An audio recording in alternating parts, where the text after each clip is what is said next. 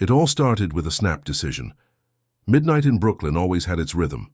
Neon lights flickering, taxis humming past, the occasional shout from a late-night bodega run gone sideways. But tonight, something cracked through the rhythm. Officer. Jackson Kerr slammed the cruiser door shut, adrenaline high, radio still squawking. Black female, mid-30s, possibly armed, matching description from the last call. Grab her before she gets away. Got it, Officer David Sims barked back, already moving across the sidewalk like a hunter on instinct. Inside the fluorescent-lit corner store, a woman in a navy blue blazer was browsing protein bars. She moved like someone used to being in charge, precise, calm, focused. Her heels clicked gently against the scuffed linoleum. The door burst open, hands where I can see them. The woman turned, confused, frozen. "Excuse me," she said, blinking in disbelief. Neither officer paused. Kerr reached for his cuffs. "On your knees now. Don't make this harder than it has to be."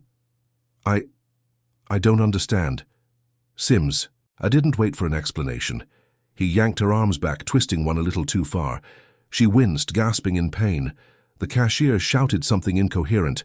A customer pulled out a phone and started recording. "I'm Dr. Maya Hargrove."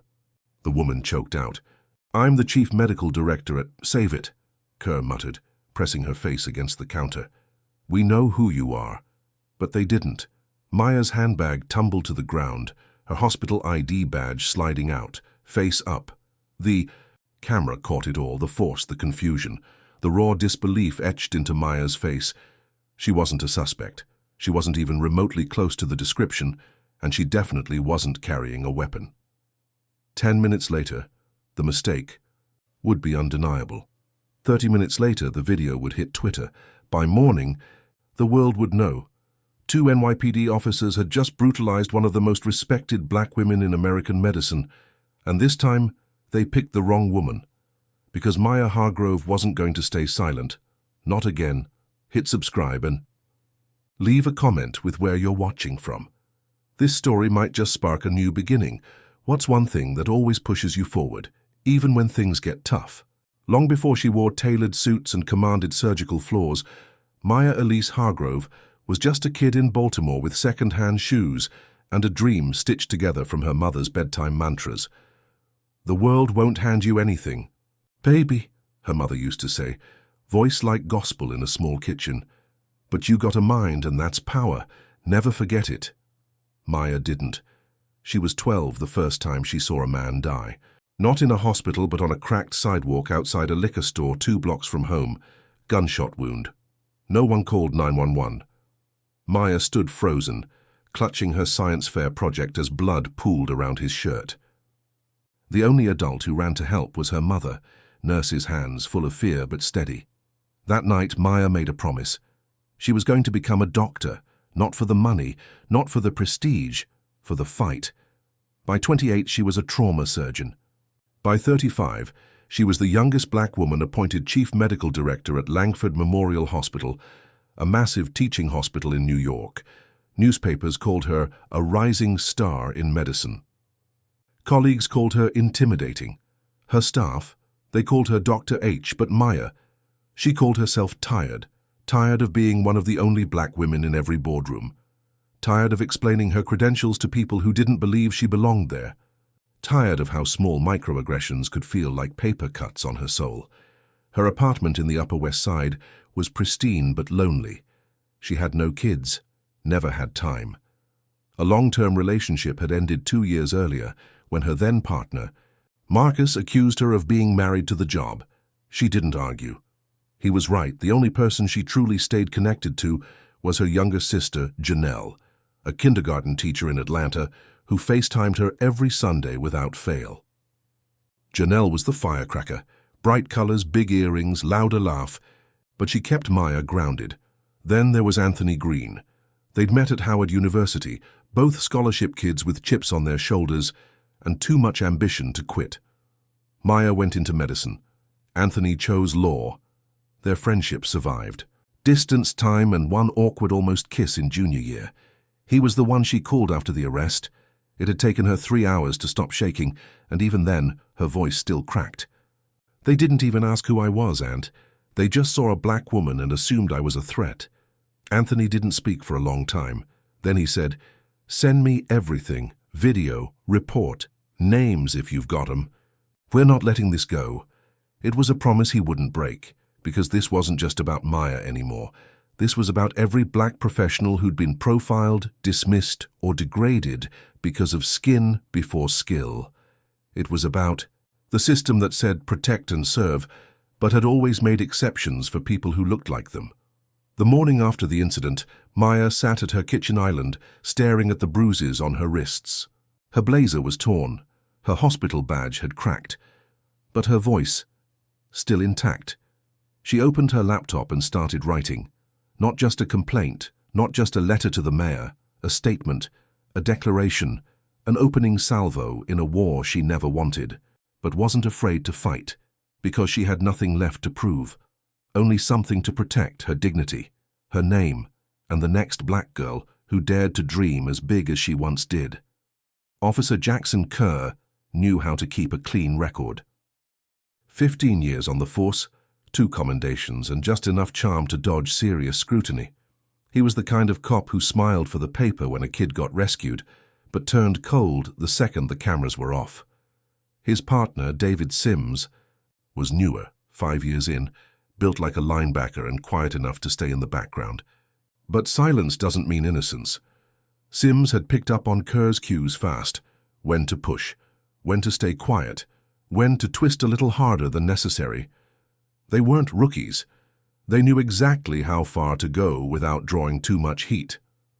And that night at the bodega, they thought it was just another routine stop. Same pattern, black suspect, confused setting, no one to stop them.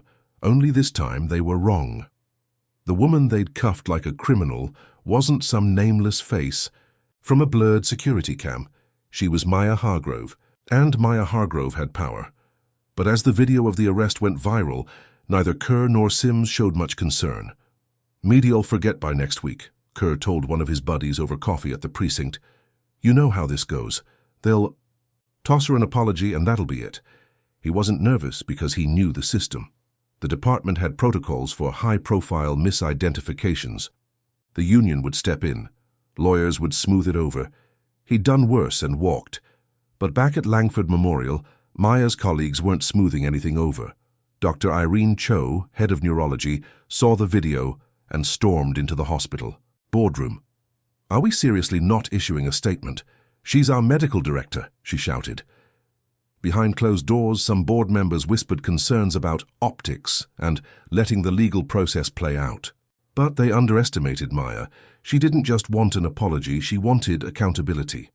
That's when Anthony began to dig. He requested the officers' records, public complaints, incident reports, body cam footage. Most of it came back sanitized.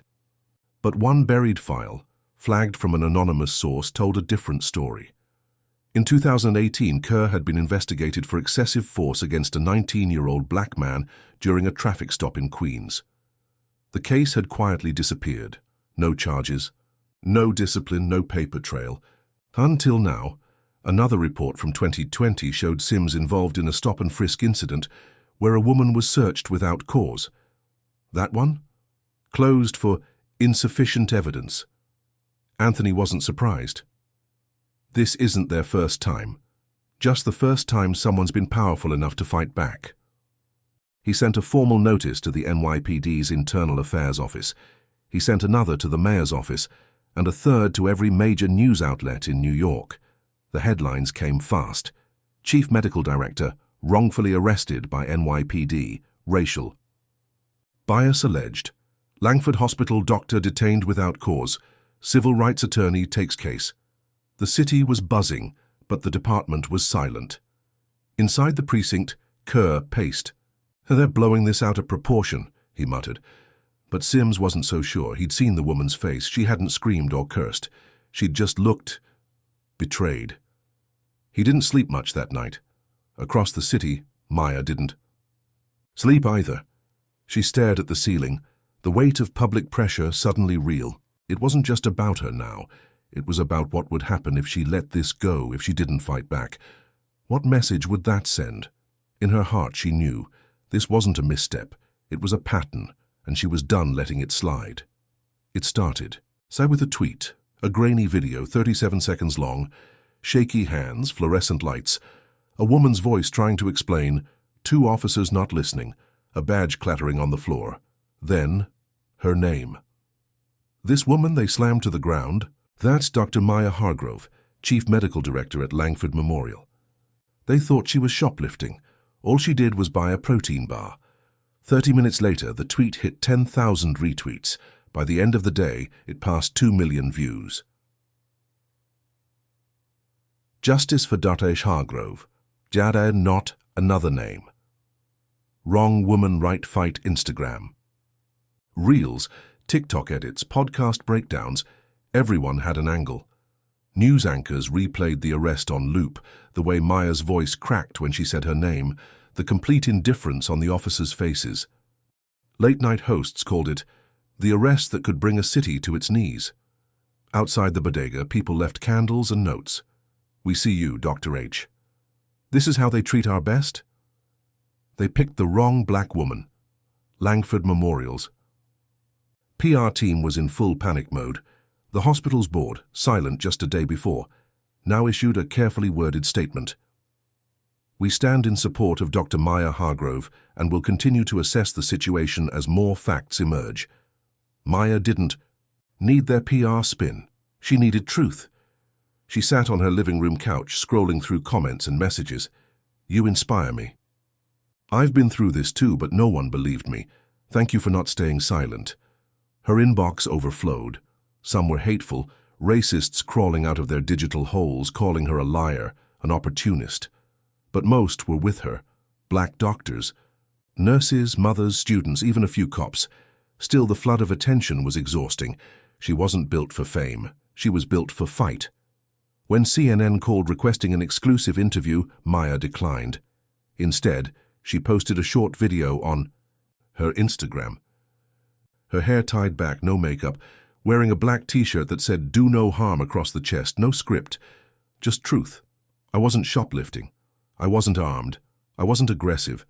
I was buying a protein bar after a long shift at the hospital. But they didn't see a doctor, they didn't see a woman, they saw a threat, they saw black, and that was enough." She paused, staring into the lens like she was daring it to blink first. "Let me be clear. This isn't about one bad arrest. This is about every time our lives get reduced to fear, to stereotypes, to silence. I won't be silent. Not now. Not ever again." The video got 6.2 million views in 24 hours. Somewhere in a precinct, office downtown, Kerr scrolled through the same post, jaw tight. "She's milking it," he muttered. But he didn't sound so sure. Sims stayed quiet. He hadn't spoken to anyone all day. The department hadn't issued a formal statement yet. Internal Affairs had opened a preliminary review, which meant nothing would happen unless the city kept pushing. But the city was pushing. Anthony Green appeared on the readout, calm and precise, as he laid out the legal roadmap. "We are pursuing civil damages, but that's not enough. We are pushing for criminal accountability. These officers didn't make a mistake.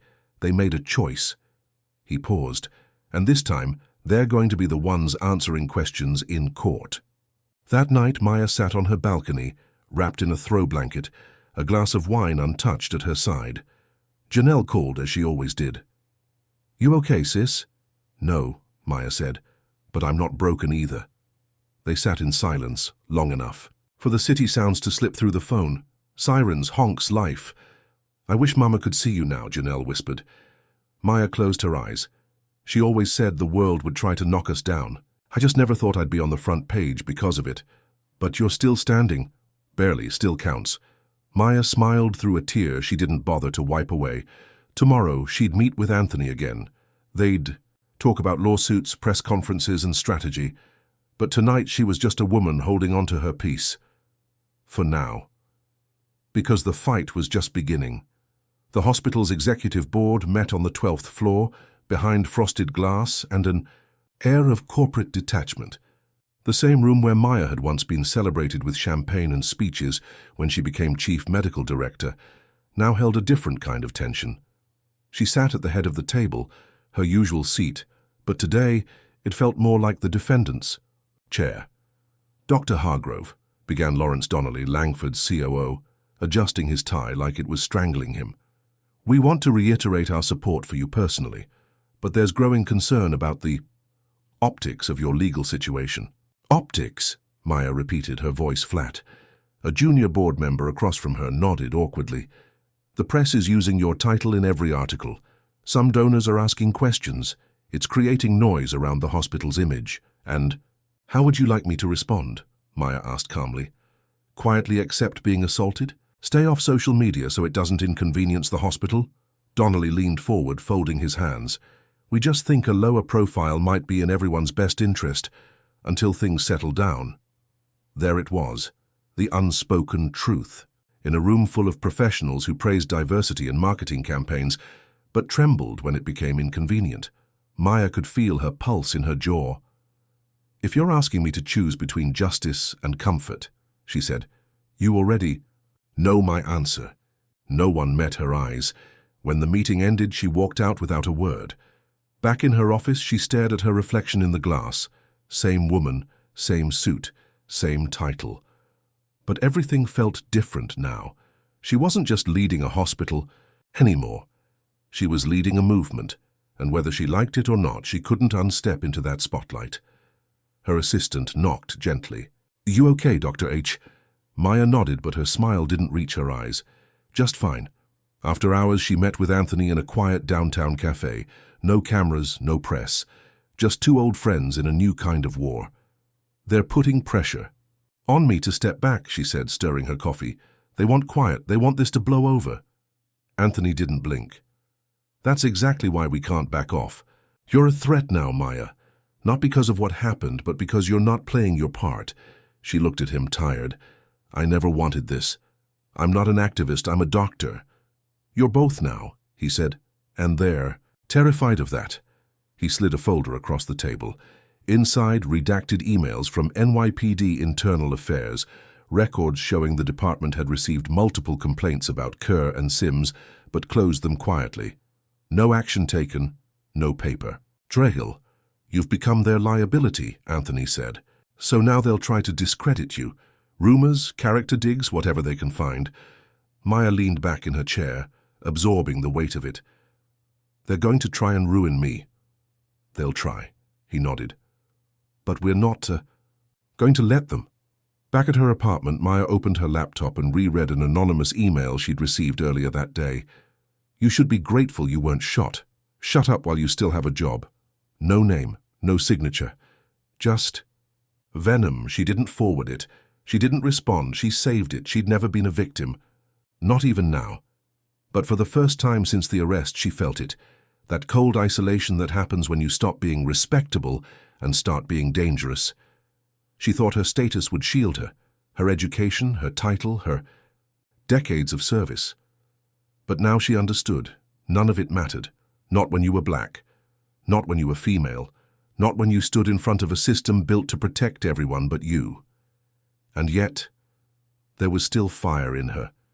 Because if prestige wasn't enough to keep her safe, then maybe it was time to burn the whole playbook. She was going to fight, not for pity, not for apologies, for change. Anthony Green didn't believe in miracles. He believed in evidence, pressure, and leverage, and now he had all three. The civil rights lawsuit he filed on Maya's behalf made headlines on every major network. Dr. Maya Hargrove sues NYPD for wrongful arrest, excessive force, and racial profiling. But the real power was in the discovery process, the part most people never see. Anthony had filed motions demanding the release of the officer's body cam, footage, disciplinary records, and internal emails. The NYPD tried to stall as expected.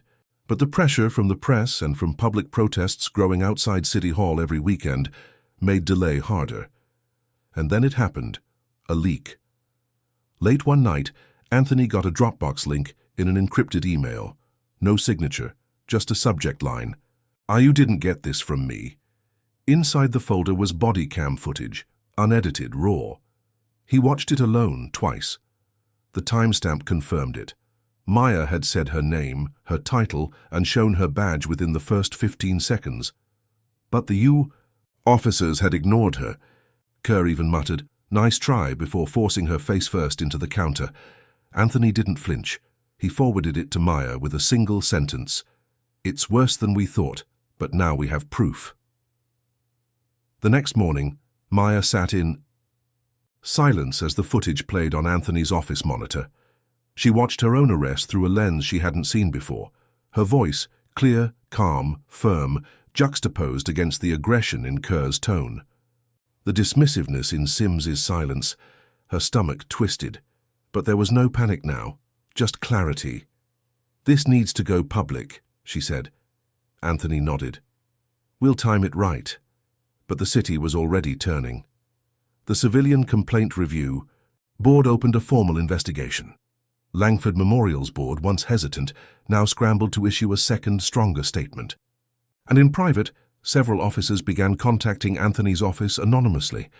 One of them, a woman named Detective Lillian Vega, requested a face-to-face. In a small diner in Queens, Vega slid into the booth across from Anthony, her eyes scanning. The room like she expected to be followed. "They've been covering for Kerr for years," she said, voice low. IA swept 2 cases under the rug. "Sims? He's just scared, but Kerr, he thinks he's untouchable." "Why now?" Anthony asked. "Because I've watched women like Dr. Hargrove get chewed up by this department, and she's not just some story on the news. She's someone who matters. If she goes down, we all do." Anthony leaned in. "Would you testify?" Vega paused. Then she nodded. At the same time, Maya began assembling her own circle of voices, former patients, nurses, doctors, and community leaders who had been touched by her work. A pastor from Harlem, a retired nurse from Flatbush, even the bodega cashier from that night. He reached out personally. "I remember how she looked, calm, respectful, like she didn't understand why they were treating her like that," he said. "I'll say that in court if I have to." The support grew louder. Protesters marched down Fifth Avenue chanting, "We see you, Dr. H," and say her name, Maya Hargrove. But with every show of support came a new wave of resistance. The officers' union released a statement claiming Kerr and Sims had acted on the information available at the time and followed protocol. Fox News ran a segment calling Maya a liberal pawn and accusing her of using race for personal gain. Anthony shook his head watching the clip. "Classic deflection," he muttered. "They know they're losing control." But the attacks were getting more personal. One morning, Maya woke to find her car windows smashed. A note was taped to the windshield. "You're making it worse for everyone. Stop," she called Anthony. "Do we report this?" "Absolutely. And we don't back down." That same day, he filed a motion to expedite the case. He wasn't just suing now. He was preparing for trial, because it was no longer just about what had happened at the bodega. It was about a system that protected power and punished truth. And for the first time in a long time, that system was cracking. The past has a way of finding you, especially when the world decides your name is worth knowing. With headlines screaming her story and lawyers circling like vultures, Maya's entire life became a file, scrutinized, sorted, dissected, and buried deep inside that file was something no one knew, not even Anthony. She was 22, a senior at Howard. Bright, bold, unstoppable. Or at least that's what she made people believe. But back then her confidence was paper thin. She was still learning how to carry her own skin, how to silence the voice in her head that whispered, "You're not enough. You don't belong." One night after a party off campus, she got pulled over walking home. Not driving, not drinking, just walking, alone. A white campus police officer claimed she looked suspicious. He questioned her, pushed her, asked her why she wasn't wearing her student ID around her neck. She tried to explain she was coming from a dorm, she wasn't causing trouble. He didn't care. He grabbed her arm, called for backup. She panicked and shoved him. It wasn't violent. It was instinct. But it was enough. She was charged with assault on an officer, misdemeanor, her first and only arrest. No one from the university came to her defense. No one from her program. She didn't even tell. Janelle just took the plea deal, did the community service, and buried the shame. She told herself it didn't define her, but now it could, because someone had found it. It started with a message from a reporter at a right-wing outlet. Dr. Hargrove, can you comment on your past arrest for assaulting an officer while at Howard University? Maya froze. Her past, the one she'd sealed away, had just resurfaced like a landmine. She called Anthony immediately. You were arrested? He asked gently. I was a kid, scared. I pushed him away because he wouldn't let go of me. It wasn't like this. It wasn't anything like this. Anthony listened, silent for a moment. They're going to use it, he said finally. They'll say you have a history of aggression, that this wasn't your first run-in with police. Maya sighed, her voice low. I thought if I just kept succeeding, it would stay in the past. You were wrong, Anthony said, because they don't let us forget. That night, Maya sat alone on her balcony again, the city pulsing below her like a living reminder. All this time, she'd tried to build a version of herself that was untouchable. And yet here it was. One mistake, one moment, threatening to unravel everything. The next morning, the story dropped. Exclusive. Dr. Maya Hargrove's violent past, assaulted police in college. The headline was all they needed. Context didn't matter. The truth didn't matter. Her inbox flooded again, some defending her, some not. Langford's board called an emergency meeting. Some suggested putting her on temporary leave. Others argued they should wait. Maya didn't wait. She called a press conference herself. Standing outside Langford Memorial's main entrance, flanked by Anthony and several staff members who had chosen to stand beside her, she stepped up to the podium. I want to be transparent about something from my past, she began. When I was 22 years old, I was stopped by campus police for walking home alone. I was scared. I reacted. I pushed back. I was arrested. I took a plea deal. She paused, let the cameras drink in her honesty. It's a moment I've never forgotten, not because it defined me, but because it shaped me. I know what fear feels like. I know what helplessness feels like. And that's exactly why I'm fighting now, because I won't be silent again. The crowd was quiet for a beat. Then the applause started. Slow. Then louder. It wouldn't silence the critics, but it reclaimed her voice. Anthony pulled her aside afterward. That took guts. She gave a small smile. It took truth. Back in the shadows, Officer Kerr was watching the broadcast on his phone in the precinct locker room. He sneered, shut it off and muttered to himself, let's see how long that lasts. But the tide had shifted. Maya hadn't crumbled. She had stood in the light of her past and didn't flinch, because the truth wasn't her weakness. It was her weapon. Detective Andre Malik had been with the NYPD for 11 years. He was one of the few black men in his precinct who made it past the rookie nickname without losing either his fire or his temper. He knew how to walk the line, knew how to speak just the right amount of truth without raising alarms, knew when to keep his head down. But that night, watching Dr. Maya Hargrove speak at the press conference, confessing a piece of her past with more grace and courage than he'd seen in any captain, he felt something shift. Andre had always believed in justice. That's why he joined the force. But after over a decade of watching the system twist, bend, and break around the color of people's skin, he stopped pretending. He knew what Jackson Kerr was. He'd watched Kerr walk into the locker room, cracking jokes about suspects. Another one off the streets, he'd say like it was sport. He'd seen the complaint records, the way officers like Kerr closed ranks, how reports went missing, how the union protected its own unless you were someone like Malik. Black, honest, not afraid to look someone in the eye and say, you're part of the problem. Andre didn't say much during those years, but he watched. He remembered, and he kept copies, flash drives, screenshots, copies of internal memos and incident reports that IA had buried. Nothing illegal, just insurance. So when Dr. Hargrove's case started climbing and the world started looking, Andre made a choice. He sent Anthony Green an encrypted email. Subject, you don't know me. But I know Kerr attached were 5 files. One was an internal complaint filed by a Latina mother who said Kerr slammed her teenage son against a squad car after a jaywalking stop. The others were records of IA declining to investigate, citing lack of corroboration, despite a witness statement that mysteriously vanished from the file. When Anthony saw the documents, he called immediately. "You sure you want to do this?" he asked. "They'll find out." "They will," Andre replied. "But someone needs to tell the damn truth." The very next day, Anthony arranged a confidential meeting with the DA's office. Maya met Andre there for the first time. Tall, sharp, calm in a way that only came from knowing you were walking into the lion's den with your head held high. "Dr. Hargrove," Andre said, shaking her hand, "I'm sorry for what happened to you, and I'm even sorrier that it wasn't the first time he's done something like that." Maya nodded slowly. "I appreciate you being here, truly." Anthony slid the files across the table to the ADA.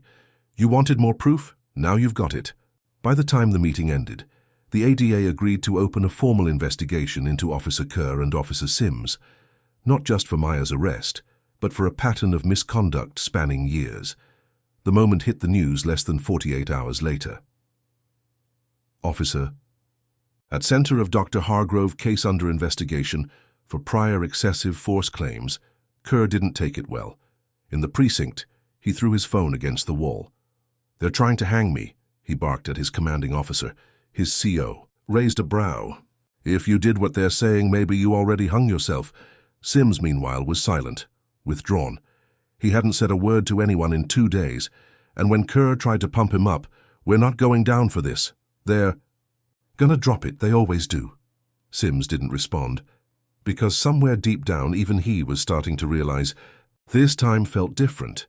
This time they'd messed with someone who didn't back down, and someone on the inside wasn't backing down either.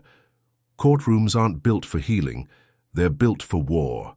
Hardwood floors, cold benches, eyes, watching you like you're glass. Beautiful if you don't break. Maya had testified in front of medical boards, spoken at global conferences, and trained surgeons under pressure. But nothing compared to this. She wasn't holding a scalpel now. She was the wound. The preliminary hearing wasn't about proving guilt or innocence. It was about whether the case against Officers Kerr and Sims had enough weight to go to trial. Anthony stood beside her as they walked into the courtroom, his voice low and steady. "They're going to try to rattle you. Stay grounded. Speak facts. Let the truth do the cutting." On the other side, Kerr sat stiff and furious. His lawyer wore a smug smile, the kind built in private prep schools and cushioned by years of institutional confidence. Sims, a few seats down, looked smaller than Maya remembered, less angry, more haunted. Then the moment came. "Maya Hargrove, please take the stand." She took a breath and walked forward, each step an act of defiance. The prosecutor started slow, establishing who she was, her position at Langford Memorial, her background in medicine. She explained the events of that night in the store. How she stopped to buy a protein bar, how she showed her hospital ID and credit card, how she never raised her voice. Then the defense attorney stood. He looked like he enjoyed this part too much. "Dr. Hargrove, you testified that you remained calm during the incident, yet you pushed an officer during a previous arrest in college. Can you explain that contradiction?" The room tensed. Anthony didn't blink. They'd expected this. Maya met the attorney's gaze. "That incident happened over 20 years ago. I was 22, scared and alone. I reacted. I've never denied it. But that does not give anyone the right to throw me to the floor without cause now." He smirked. "But would you agree it shows a pattern of being targeted?" she replied. "Yes." A few people in the gallery let out a quiet murmur. The judge banged the gavel. The defense attorney's smile faded slightly. Then he brought up the leaked body cam footage. Tried to imply Maya had made it public to build a narrative. "Are you saying you released that video for sympathy?" "No," Maya said. "I released it because I was tired of people assuming I must have done something to deserve it." Her voice didn't crack. It carved. They asked about her protest involvement, her interviews, her refusal to step away from the spotlight. "You don't seem interested in moving on," the lawyer said. "That's right," Maya said, "because I'm not done fighting." By the time she stepped down from the stand, the energy in the room had shifted. The judge called for a short recess. Anthony leaned over. "You nailed it," she exhaled slowly. "I felt like I was back in that bodega, only this time I had a voice." Outside, The crowd waited. Cameras flashed. Supporters clapped when they saw her walk down the courthouse steps. The movement hadn't died. It had grown. Inside the courthouse, Sims remained seated long after the judge left the bench. He stared at the floor, fists clenched, his leg bouncing. He was remembering the moment Maya said her name. "I'm Dr. Maya Hargrove." He remembered the way Kerr ignored her. The way he stood there, complicit, silent. That silence was heavier now than it had ever been, and for the first time, it looked like it might break him. Sims had been with the NYPD for 7 years. His career had always been the product of careful planning, a perfect blend of right place, right time, and the right people pulling the strings. He never expected to be on the other side of a criminal investigation. He never thought he'd be sitting in a diner booth, staring at his coffee, wondering if he'd done enough damage to make it impossible to turn back. When Anthony's call came through, Sims hadn't expected to pick up. He wasn't sure what he was doing anymore, but in a strange way he knew what he had to do. It wasn't just for the case, it was for himself. "Detective Sims." Anthony's voice was steady, cautious. "I think we need to talk." Sims's grip tightened around the cup. "What do you want, Green?" "I know what's happening in your head, man. I know what it's like to be in a system that asks you to keep your mouth shut. But this isn't just about you or Kerr anymore. You know that, don't you?" Sims leaned back, his eyes scanning the empty diner. The bell above the door chimed as someone entered, but it felt as though the world was moving in slow motion. He had never fully trusted Kerr. Something about the way Kerr handled things rubbed Sims the wrong way, but it was easier to stay silent, easier to stay out of it, until now. "You're asking me to throw Kerr under the bus," Sims said quietly, but there was a sharp edge to his voice. "I'm not asking you to do that," Anthony replied. "I'm asking you to tell the truth." Silence stretched between them. Sims could feel the weight of that silence in his chest. He wasn't sure what had changed in him, but there was something about Maya Hargrove's words, the courage in her voice, that made everything feel different. Watching her on the stand, how she spoke, how she refused to let them twist her into something she wasn't, Sims saw something he hadn't seen in a long time. Honor. The kind of honor that wasn't dependent on your job or your badge. But it wasn't just that. It was Maya. The way she refused to back down. Sims wasn't blind to what had happened.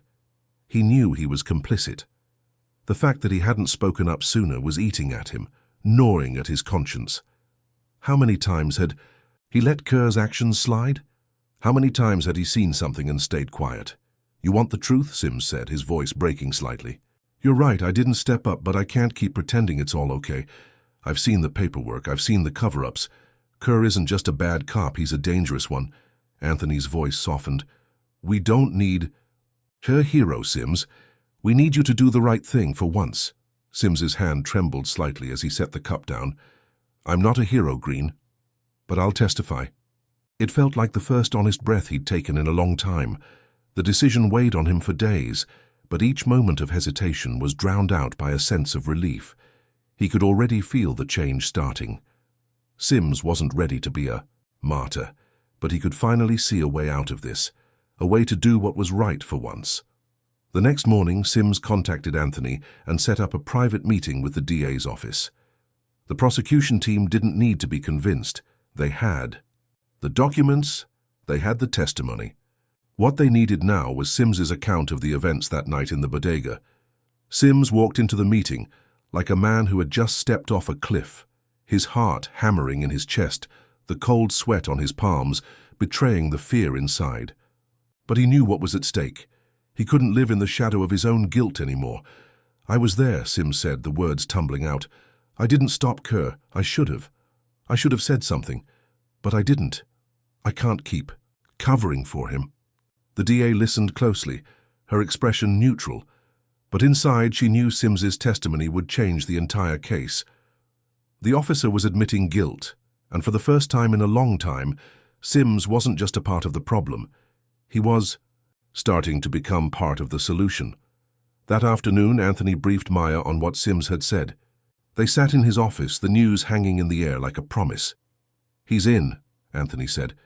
"Sims is going to testify."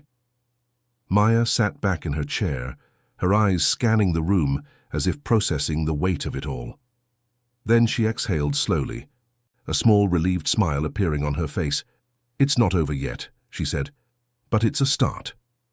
The news hit the media a day later. Officer Sims to testify against colleague in Dr. Hargrove case. Will the NYPD finally be held accountable? Kerr was furious when he heard. His pride was shattered and he began scrambling to save face. But the cracks were spreading, and this time he couldn't glue them back together. Sims, however, felt something lighter than he had in years. Sense of weightlessness, even though he knew the hardest part of the journey was just beginning. He hadn't just stepped into the light, he was beginning to walk in it. The trial had changed direction and the battle was far from over. But for the first time, Maya and Anthony knew they were no longer alone in the fight. Kerr wasn't one to go down without a fight. From the moment Sims's confession hit the news, everything shifted. Kerr had always been the one in control, the one making the rules. But now, the tables were turning and Kerr didn't like it. The idea of losing his badge, his power, his reputation, unthinkable. He immediately called his lawyer, Greg Franklin. The phone call was tense, with Kerr's voice rising as he ranted about betrayal. "I did everything by the book. He's lying, Greg. Sims is throwing me under the bus." Kerr's voice was thick with anger. Franklin's tone was calm but firm. "We can't afford to go in with just denial, Jackson. We need a defense strategy that digs into Hargrove's past, anything we can use to discredit her. And we need to make it personal." Kerr nodded, already too far gone in his rage. "What else do we have? We hit her with everything we can find, destroy her credibility. That's how we win this." As Kerr and Franklin discussed their next moves, Sims was sitting at home, his phone buzzing incessantly. The messages ranged from supportive to furious. Some colleagues sent words of encouragement, while others, particularly those who were still loyal to Kerr, called him a traitor. It was hard. Harder than Sims had anticipated. But it wasn't just the hate from his colleagues that stung, it was the weight of what he'd done. The fact that, for the first time in his life, he had stepped away from the shadows and into the light. He wasn't sure yet if he could live with it, but he couldn't go back. Still, he knew one thing for sure, there was no turning back now. The day Kerr's defense strategy went public, Maya was sitting in her office at Langford Memorial when her phone buzzed. She looked at the screen. It was a news alert. NYPD officer Jackson Kerr claims Dr. Maya Hargrove fabricated allegations, will go to trial for defamation. Maya's stomach dropped. She didn't need to read the article to know what was happening. Kerr wasn't just fighting to keep his job anymore. He was going on the offensive, trying to ruin her reputation. Anthony's voice crackled on the other end of the line when she picked up. "Maya, I know they're trying to tear you down. It's going to get worse before it gets better." She took a deep breath. "I expected it, but still..." Her voice trailed off. "What do you want to do?" Anthony asked. "We can make a statement, put out a public rebuttal." Maya paused, staring out the window. "I don't want to get dragged into a media war. That's what they want. They'll twist everything I say." Anthony hesitated. "Then what?" "I'll let them talk, but I'll focus on the facts, on what Sims said, on what I've been through. I'll let the court see the truth." She wasn't backing down. She wasn't going to let them make her into the villain. Kerr's attack on Maya had been calculated, and it didn't take long for the media to start running with his narrative. Articles appeared with headlines like, "Is Dr. Hargrove lying? NYPD officer accused of false allegations, and could Hargrove be seeking revenge? Investigation into her past." Kerr's lawyer did what they could to drag her name through the mud, looking for any shred of doubt they could introduce. They even managed to dig up a few unverified claims about Maya's past, misunderstandings from her college years, which Kerr's team used as supposed evidence that she had a history of fabricating incidents for attention. It was all a blur of half-truths and twisted facts, but Maya wasn't worried about the media. She'd spent too many years in the operating room, too many years dealing with lives in her hands, to be fazed by a few gossip headlines. She had something stronger than that. She had the truth. Her statement on the matter was simple, and it was released through Anthony's office. "The facts will come out in court. I have nothing to hide. The truth is on my side, and it always will be. Meanwhile, Sims continued to deal with his own fallout. The pressure was getting to him. When he walked into the precinct that morning, it was as though the walls were closing in. Colleagues gave him cold stares. The whispered conversations behind his back were constant. Traitor. Should have kept your mouth shut. Don't think we'll forget this. Sims took his seat at his desk, his head pounding. Every part of him wanted to walk out, to leave the force for good, and just disappear from the drama. But deep down, he knew he couldn't leave now. He'd chosen a side, and there was no running from it. That afternoon, when he received a call from Maya, the tone of her voice surprised him. Sims, I know it's hard. But keep your head up, we've got this. You've already made the right choice, and I'm grateful. The truth will prevail. Her words were a comfort. But Sims knew there was a long road ahead. This wasn't just about the trial anymore. This was about their careers, their futures. The truth would take years to rebuild if they won. But Sims was beginning to understand. It was the only way. As the trial approached, the pressure was building from all sides. Kerr's team was prepared to do whatever it took to make the case about Maya's character. But with Sims testifying, and more officers beginning to come forward with their own stories of Kerr's abuses, the tide was starting to turn. And somewhere, deep in the heart of the courtroom, the truth was just beginning to break free. The courtroom was packed. Maya sat. In the front row, the weight of the day pressing down on her. She could feel the eyes on her, the reporters, the spectators, the people who were here just to see what would happen next. But it wasn't the crowd that she was focused on. It was the men sitting on the opposite side of the room, Kerr and his lawyer, who had a smug smile plastered on his face as if he already knew the outcome. Maya's hands were folded in her lap, the tight grip only a hint of the nerves she felt underneath. She had been through worse, she told herself. This wasn't any different than performing surgery under pressure. Focus, stick to the facts. Anthony sat next to her, his presence a constant reassurance. He leaned toward her slightly, his voice a whisper, yet firm. Remember, we control the narrative. They can attack your character all they want, but we've got the truth on our side. The judge called the court to order, and the room quieted immediately. The tension was palpable. For the first time, the weight of the case was setting in. Not just for Maya, but for everyone involved. Kerr's lawyer, Greg Franklin, stood first to deliver his opening statement. The smoothness in his voice made his words seem rehearsed, and his demeanor was that of a man who believed victory was a foregone conclusion. Ladies and gentlemen of the jury, Franklin began, his voice carrying through the room, the case before you is about a woman who has fabricated a story to gain attention and deflect from the real issue, her own actions. Dr. Maya Hargrove is a woman who, when challenged, resorts to making false accusations. She's a medical professional with a history of emotional instability. You will hear from several witnesses who will attest to her tendency to escalate situations and make them about herself. We believe that this entire case has been orchestrated for personal gain, and that Officer Kerr was simply doing his job when he confronted her in the convenience store. The words were sharp, cutting, designed to plant doubt in the minds of the jury. Kerr sat there, his eyes cold, as if he were untouchable. But Maya didn't flinch. She had been through this before. Franklin continued, weaving his narrative, painting Maya as the villain. He subtly implied that the incident wasn't as simple as it seemed, that there was more to Maya's past than anyone knew.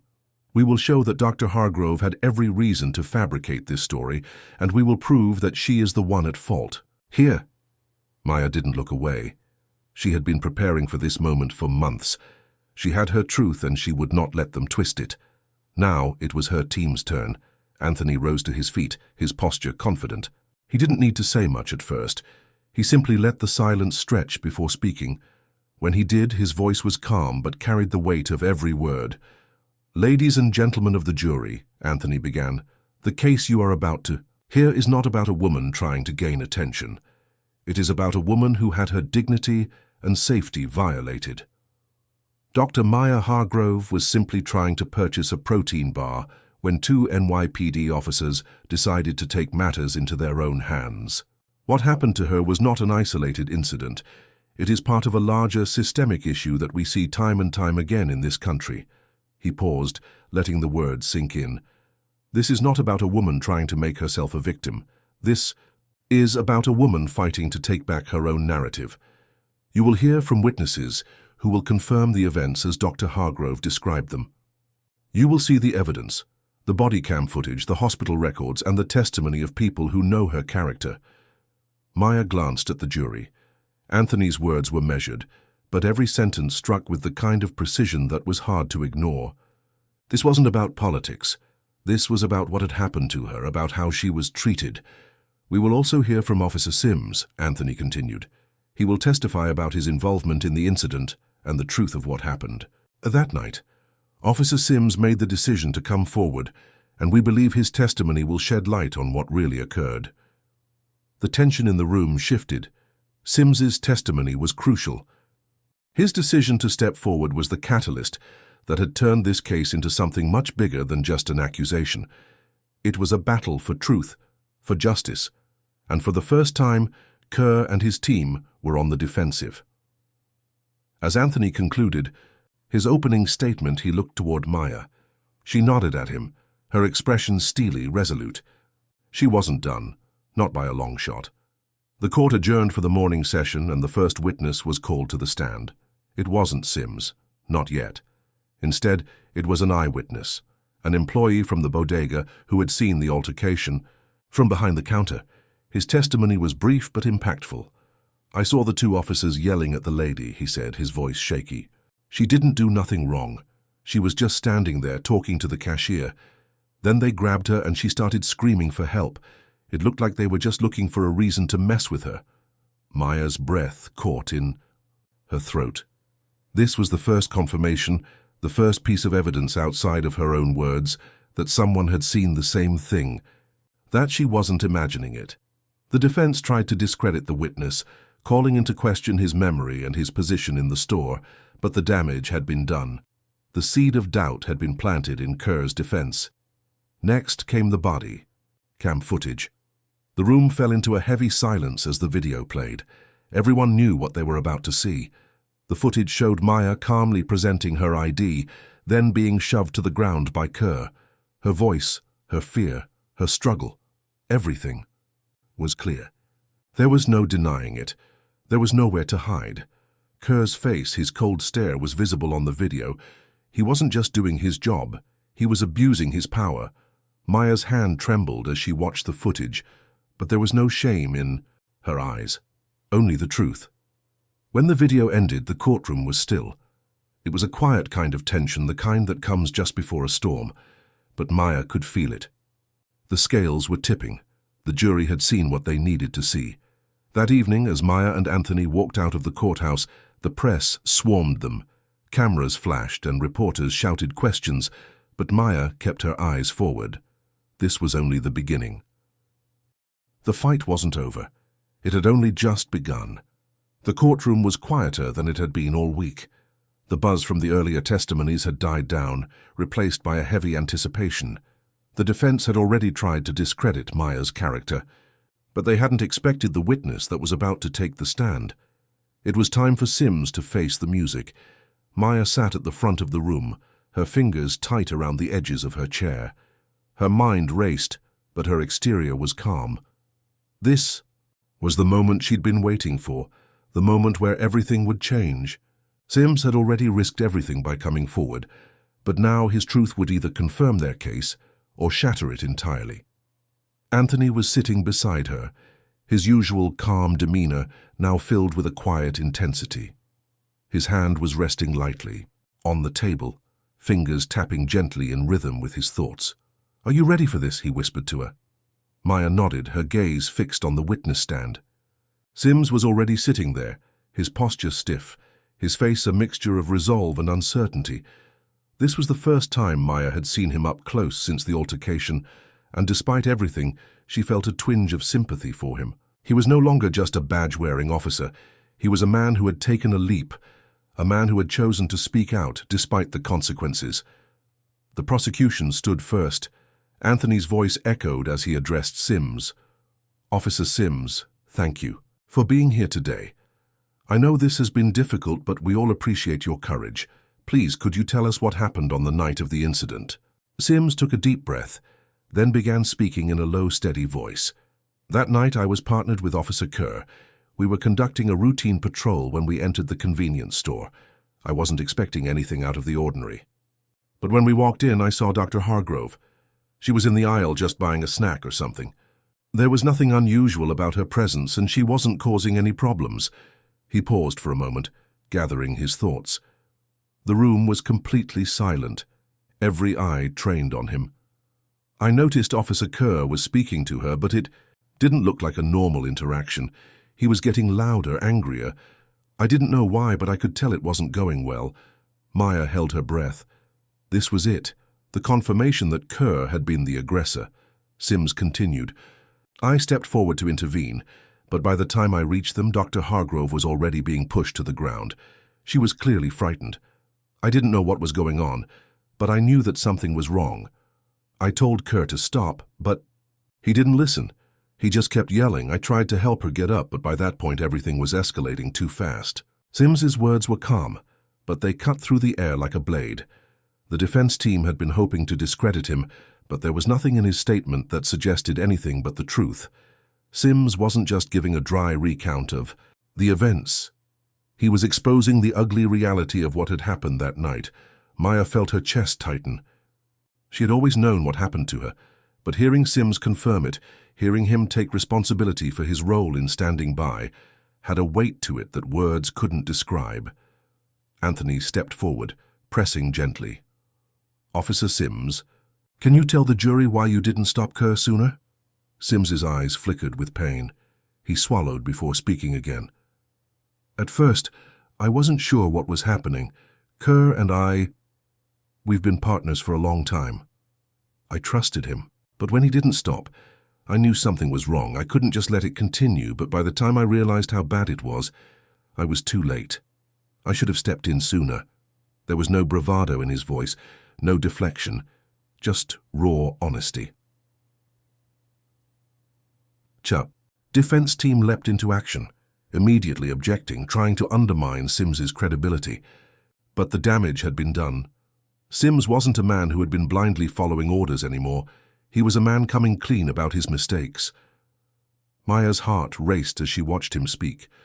She had never imagined that she'd be here, in a courtroom, with a police officer confessing what had happened to her. The idea that someone, anyone, would take her side in a situation like this, when everything had seemed so impossible, was something she never thought she'd see. But here it was. The truth was unfolding right before her eyes. After a few tense minutes of back and forth between the attorneys, the defense was forced to sit down. Their attempt to cast doubt on Sims had failed. The jury had already seen the sincerity in his words. Sims's testimony was over, but his impact on the case was clear. The tide had shifted. Now it was Maya's turn. She wasn't sure when she had decided to take the stand herself, but she knew it was time. She had nothing to hide. She had been through too much to let the defense tear her down without standing. Later that afternoon, Maya found herself on the witness stand.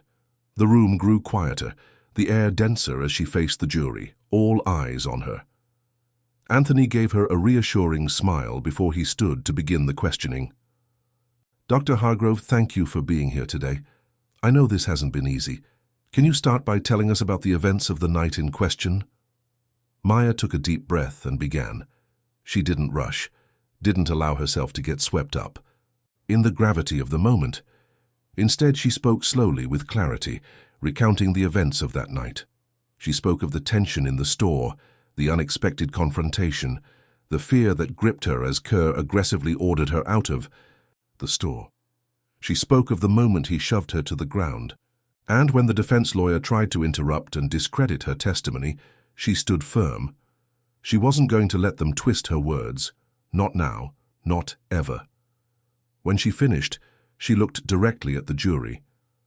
"I have been through a lot in my life," she said softly, but with conviction. "But nothing has been as hard as being treated this way. This wasn't just about me, it was about a system that makes people like me feel small, powerless, invisible. But I'm here now, and I'm not going anywhere. The room was silent for a moment before Anthony gave a slight nod. It was done. Maya had told her story, and now it was up to the jury to decide what would happen next.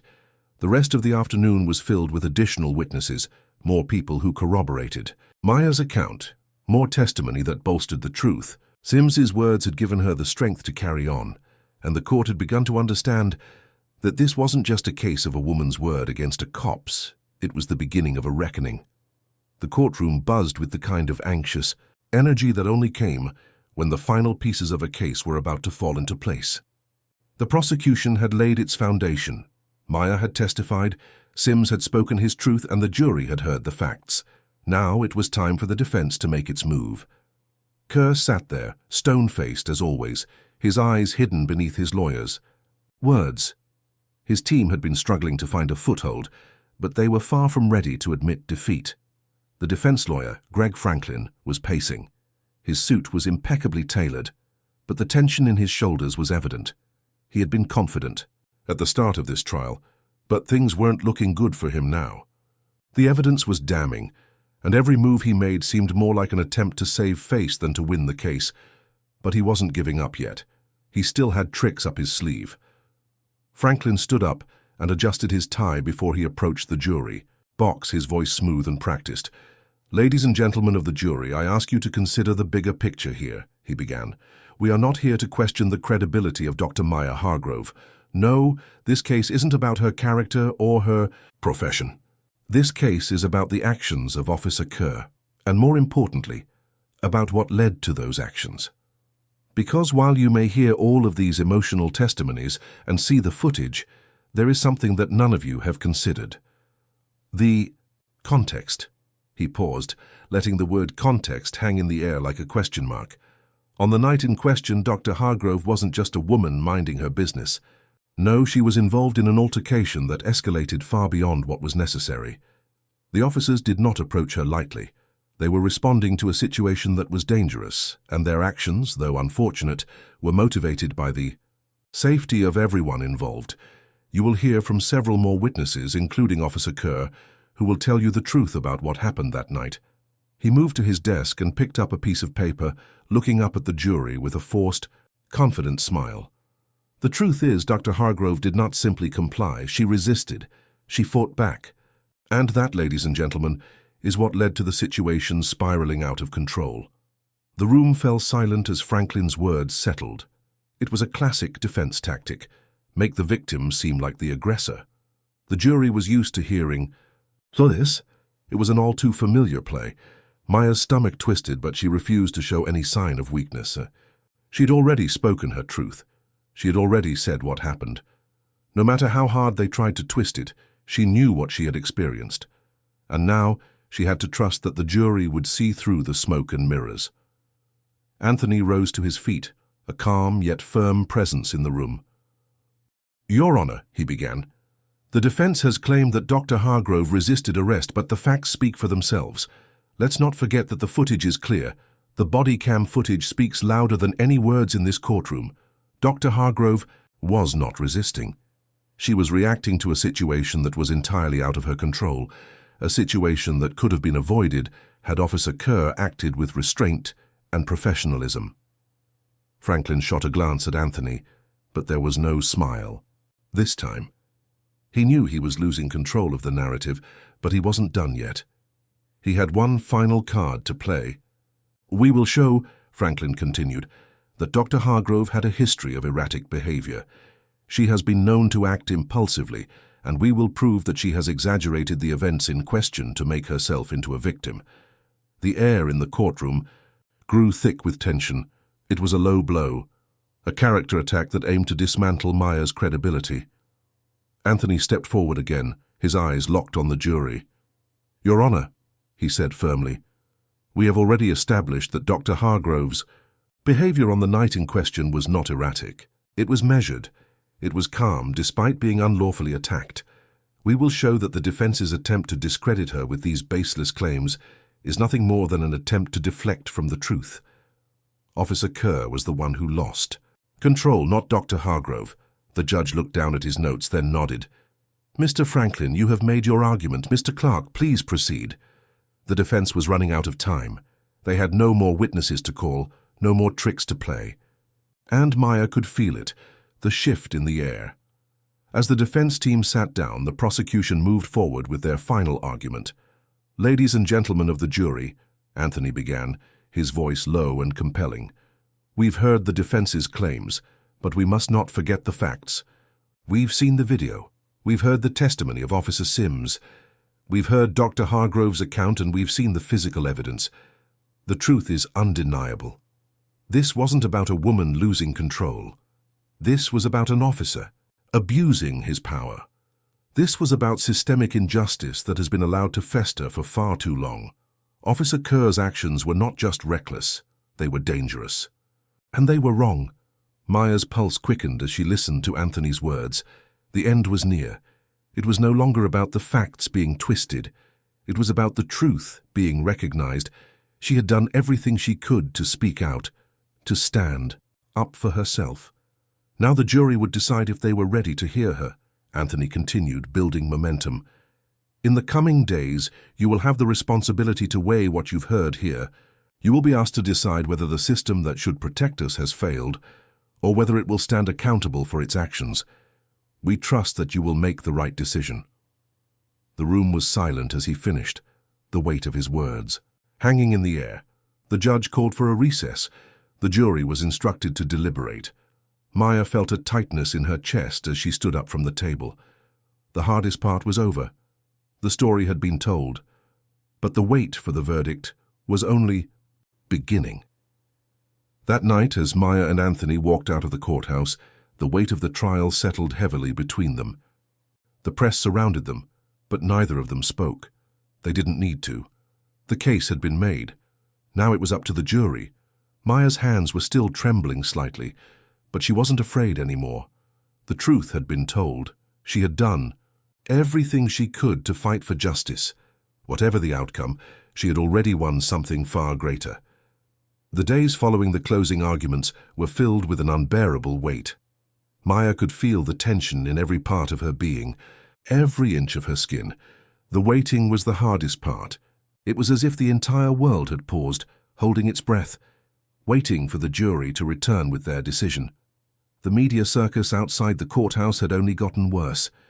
Reporters and photographers camped out, hoping to catch a glimpse of Maya or Anthony, ready to pounce on any shred of information. Maya didn't care about the cameras, though. She had grown accustomed to them over the past few weeks. What she couldn't shake was the gnawing fear inside her. What would happen if the jury didn't believe her? What if they believed the lies? She had done everything she could. She had shared her truth, and now it was in the hands of 12 strangers. The thought made her stomach churn, but she pushed it away. I can't think about that now, she whispered to herself as she paced her apartment. Anthony had gone home to rest. He had been by her side throughout the trial, and Maya knew how much this was weighing on him too. They had both invested everything, in this case. For Maya, it had become more than just about the injustice that had happened to her. It was about standing up for everyone who had been treated like she had, for everyone who had been silenced, and for everyone who was too afraid to speak out. But now, it was personal. It was a Friday afternoon when the judge called everyone back to court. The jury had returned. Maya stood in the courtroom, feeling as if the walls were closing in around her. She glanced at Anthony, who gave her a subtle, reassuring nod. There was nothing more they could do now. The decision had been made. The courtroom was packed, the air thick with anticipation. Everyone sat in tense silence as the jury filed back into their seats. The foreman of the jury, a middle-aged man with graying hair and glasses, stood up when the judge called for the verdict. The judge, a stern woman with short cropped hair and a commanding presence, addressed the jury. Have you reached a verdict? The foreman stood straighter, clearing his throat. We have, Your Honor. The judge nodded, signaling him to read it. Maya's heart pounded in her chest as she felt the weight of every eye in the room. Her fingers clenched into fists, her palms slick with sweat. This was it. The foreman paused before speaking, his voice loud and clear. In the case of Dr. Maya Hargrove versus Officers Kerr and Sims, we, the jury, find the defendants guilty of misconduct, excessive use of force and racial discrimination in the treatment of Dr. Hargrove. Maya's breath caught in her throat as the words hit her like a tidal wave. It took a moment for them to sink in. Guilty. They had been found guilty. Her mind raced, her vision blurred with tears. The courtroom erupted. The defense team sat frozen, their expressions ashen, while the prosecution team exchanged glances of disbelief and triumph. Maya's body trembled, but she remained standing. She could hardly believe it. It felt like a dream, the kind that you wake up from before you can fully understand its significance. But this wasn't a dream. This was real, and she had won. Anthony stood beside her, his arm gently touching her back. "You did it, Maya," he whispered. She blinked back tears. "We did it." The judge then turned to the defense. "Officers Kerr and Sims, you are hereby found guilty as charged. Sentencing will take place in 2 weeks." The words felt surreal. Maya's mind was racing, but she couldn't quite process everything. For the first time in weeks, she allowed herself to take a deep breath. This was a victory. A huge one. The press descended upon the courthouse in full force as soon as the verdict was read. Cameras flashed, microphones were shoved in her face, and questions came from every direction. Maya was overwhelmed, but she kept her composure, just like she had during the trial. Anthony spoke first, his voice calm but firm. This case was about accountability. This case was about justice for Dr. Hargrove and for every person who has faced the same kind of treatment. We are proud of this verdict, but we are also mindful of the work that still lies ahead. There is still much to be done to address the systemic issues that led to this. This is just the beginning. Maya took a moment before speaking. She wasn't sure if she was ready for this, but the weight of the moment pressed upon her. "I want to thank everyone who stood with me during this trial," she began, her voice steady but emotional. "This victory isn't just mine. It's for all the people who've been mistreated, overlooked, and ignored. For those who didn't have the courage to speak up. For those who thought they couldn't fight back. This is for them.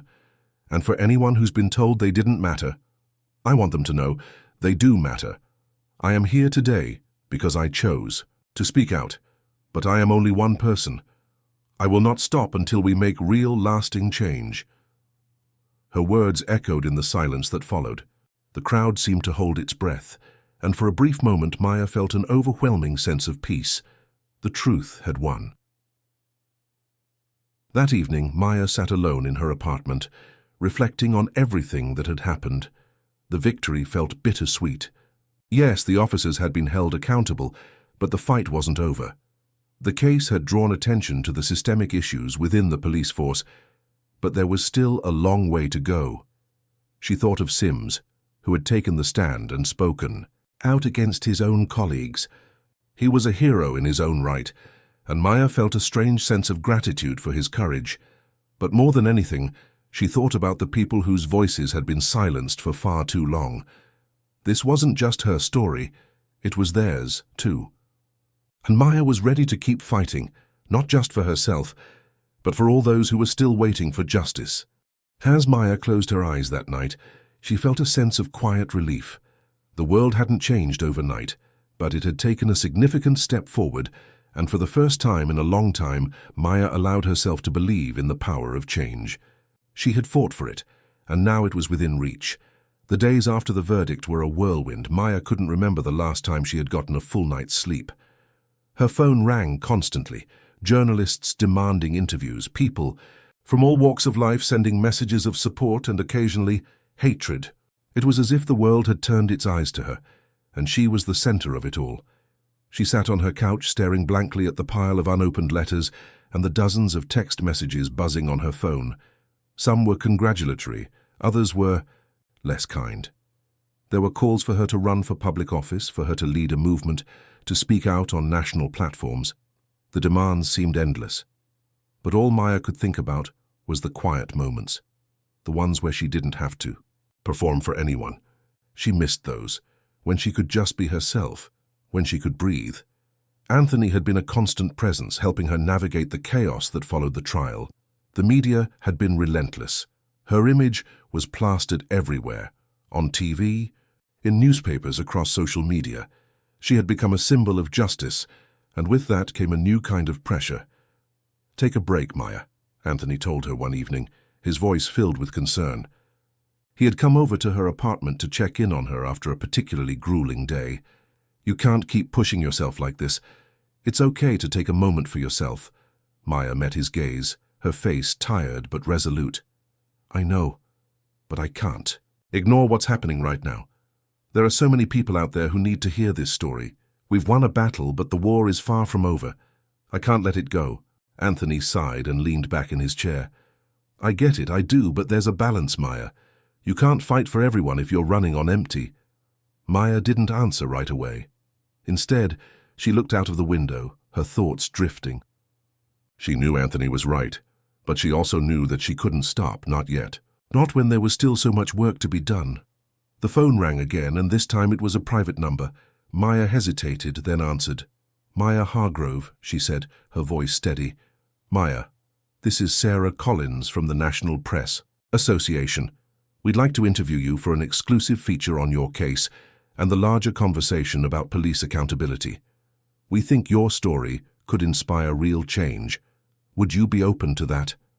Maya felt a lump in her throat. The floodgates were open now.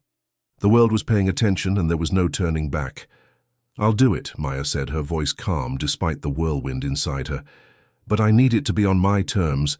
The interview was set up for the following week. It took place in a small studio, the cameras flashing around her as Maya sat under the bright lights. The reporter, Sarah, was professional, but Maya could see the curiosity in her eyes. She was used to the media's insatiable appetite for a compelling story. But this time, she wasn't just a subject. This time, she was in control. As the interview began, Sarah started with the basics, asking Maya about her background, her career as a hospital director, and how she had been handling the case. But soon, the questions turned more pointed. "Dr. Hargrove," Sarah said, leaning forward, "you've become a symbol of resistance in a country where police misconduct is an ongoing issue. How does it feel to be in the spotlight like this? Is it overwhelming?" Maya took a deep breath, her expression steady. "It's overwhelming, yes, but it's also necessary. I didn't ask for this, but the circumstances have forced me into this position. I've seen the damage that unchecked power can do, and I've seen how people, good people, are silenced. I can't turn away from that." She paused, looking directly at the camera. "What happened to me isn't just about me, it's about everyone who's faced the same injustices. This fight doesn't end with me, it has to keep going." Sarah nodded, impressed by Maya's composure. "And now that you've won your case, what's next for you? What do you see as your role in this larger conversation?" Maya was quiet for a moment, choosing her words carefully. "I see myself as a part of a much larger movement. This isn't just about holding individual officers accountable. This is about changing the systems that allow this kind of behavior to... I'll continue, and I'm not going to stop until that change happens." She shifted in her seat, her shoulders straight, her eyes clear. "There's still so much work to be done, but I'm not backing down. Not now, not ever." As the interview wrapped up, Maya felt a sense of pride. It was one of the first times she had felt truly in control of the narrative. She had spoken her truth, and the world was listening. For the first time in a long while, she didn't feel like she was fighting alone. But there was still a long road ahead. The trial had been just the beginning. Maya knew that her victory had only highlighted the deep-seated issues that ran far beyond her own experience. It wasn't just about the two cops who had wronged her. It was about a culture that allowed officers like Kerr and Sims to operate with impunity. It was about systemic racism and a flawed justice system that needed to be overhauled from the ground up, and Maya was more determined than ever to be part of that change. A few days later, Maya received another call. It was from the mayor's office. "Maya, we've been watching your case closely, and we're impressed by your courage and leadership," the voice on the other end said. "We would like to meet with you about a new initiative we're planning to address police misconduct in the city. We think you could play an important role in shaping the conversation." Maya was taken aback. She hadn't expected this, but the more she thought about it, the more she realized that this could be the opportunity she needed. "I'd be honored," she said, her voice steady with a newfound confidence. It was time to take the next step. That evening, as Maya sat at her kitchen table, she let out a long, slow breath. The weight of the day had finally settled in. The interview. The mayor's call. The constant buzz of people wanting her to take on even more responsibility. But amid it all, there was still a flicker of something else. Hope, maybe, just maybe, the world was finally ready to listen.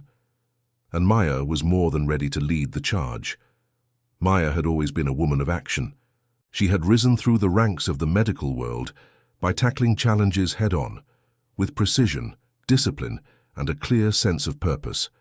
But now, in the world of politics and systemic change, those same qualities were both her greatest assets and the source of her growing frustration. Her meeting with the mayor had been productive, but it had also opened her eyes to the realities of the political machine. Mayor Jenkins was a well-established figure in the city, but behind his polished speeches and promises for change, Maya could see the cautious, sometimes reluctant approach to real reform. He had talked a good game, but Maya quickly realized that implementing the kind of change she had in mind wasn't going to be easy. She sat in her office at the hospital one afternoon, reviewing her notes from the meeting. The mayor had offered her a seat at the table for a new task force designed to address police misconduct in the city, something he had been pushing for in the wake of her trial. It was a step in the right direction, but she wasn't naive enough to think that it would be as simple as signing a few papers and making a public statement. The task force was made up of city leaders, community advocates, law enforcement representatives, and a few other key figures. The idea was to bring all stakeholders together to develop a comprehensive plan to reform the police force and improve relations between officers and marginalized communities. It sounded like a dream, but Maya knew better than to believe it would. Be easy. You're playing with fire, Maya, Anthony had warned her when she told him about the mayor's proposal. The system doesn't change overnight, and it's not going to be as simple as sitting in a room with a bunch of politicians and police officers and expecting them to suddenly get it. Maya had agreed with him, but at the same time, she knew this was an opportunity she couldn't afford to pass up. If she could be at the table, if she could influence the conversation, maybe, just maybe, she could push for real, lasting change. The first meeting of the task force was a spectacle. Maya arrived at City Hall with a sense of determination that almost felt like armor. She had already dealt with the media, the public outcry, and the courtroom drama. This was something different. This was where the real work would begin. As she entered the grand conference room, she noticed the contrast between the polished, high-ranking city officials and the community leaders who were there to hold them accountable. On one side of the table, there was Mayor Jenkins and his team, all smiles and handshakes. On the other side, there was Maya, a medical director who had become an unlikely crusader for justice, alongside grassroots activists, lawyers, and former police officers who had defected from the force. It was clear who the power players were in this room, and it wasn't Maya. "Let's get started," the mayor said as he sat at the head of the table. His voice was smooth, practiced, the kind of voice that commanded respect without needing to raise its volume. "We're here today to discuss the future of policing in our city and how we can make our community safer, stronger, and more unified." Maya listened intently as the meeting began. The mayor spoke about the need for reform, about the challenges the police force had faced, and how they were working to build bridges with communities of color. It was all very diplomatic, but Maya couldn't shake the feeling that this was just more of the same. Polished speeches, empty promises, and no real action. Then one of the police representatives spoke up. Officer Daniels, a tall, middle-aged man in a crisp uniform, leaned forward, his hands clasped on the table. "While we understand that there are issues that need to be addressed," he said, his tone measured, "we also need to remember that the majority of officers are doing their jobs to the best of their ability. It's easy to point fingers, but we can't lose sight of the good work being done every day." Maya's pulse quickened.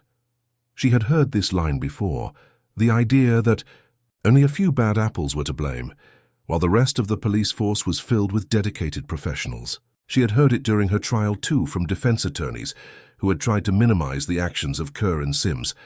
It was an old argument, one that she had no patience for. "Officer Daniels," Maya said, her voice steady but firm, "I don't deny that many officers do their jobs well, but we can't continue to ignore the systemic issues that allow racism and brutality to fester in departments like ours. It's not about pointing fingers. It's about acknowledging the problem and doing something about it." The room grew quiet. Some of the community advocates nodded in agreement, while others exchanged glances, unsure of how the police would respond. Daniels shifted in his seat, clearly uncomfortable. "This isn't an attack on officers," Maya continued, "but we have to be honest about what's happening in our streets. People are being hurt. People are dying. We can't keep sweeping it under the rug." There was a moment of silence before the mayor cleared his throat, attempting to steer the conversation in a more diplomatic direction. "Let's keep the discussion respectful. We're here to work together." Maya knew this was only the beginning. She was far from done, and if the rest of the task force wanted to stay in the safe zone of vague promises and half measures, she was prepared to push back. This was her chance, and she wasn't going to let it slip away. Over the next few weeks, the meetings continued. Maya sat through hours of discussions, hearing the same tired excuses and half-hearted promises, but she wasn't deterred. Every time someone tried to deflect or water down the conversation, she was there, pushing for real change.